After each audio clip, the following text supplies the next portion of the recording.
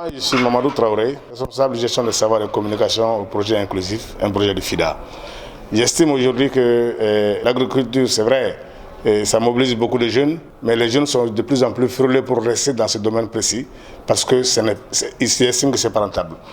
Pour que les jeunes puissent rester au village, s'occuper effectivement de l'agriculture, il faut en faire un business rentable. Comment faire de l'agriculture un business rentable?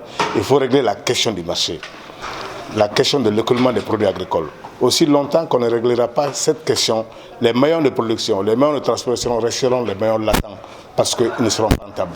Mais tant que le marché est réglé, le marché tire l'amont, ça voudrait dire que les jeunes peuvent savoir que quand nous investissons dans l'agriculture, nous avons un marché qui peut permettre d'écouler nos produits et nous pouvons faire en sorte que ces produits-là puissent être vraiment valorisants et nous restons sur place dans nos différents villages.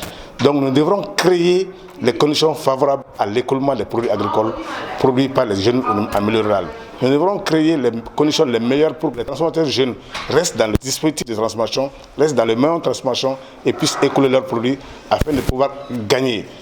Tant que le jeune ne gagne pas suffisamment de l'agriculture, il restera juste frileux, il pensera que l'agriculture est juste une activité de subsistance et il va être orienté sur l'extérieur, il va être orienté sur la migration. Le défi pour nous aujourd'hui, c'est de régler cette question de migration, faire en sorte que les jeunes puissent rester et les mettre dans des maillons du dispositif agricole qui puissent les retenir sur le terrain. Comment les retenir sur le terrain?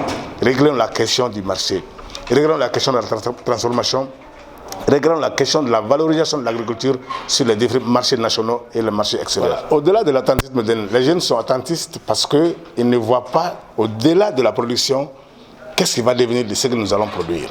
Parce que souvent, il y a que le marché ne porte pas. Tant que nous ne faisons pas en sorte que le marché soit réglé, que les jeunes puissent écouler dans des conditions favorables au Mali et à l'extérieur, ils vont rester attentifs.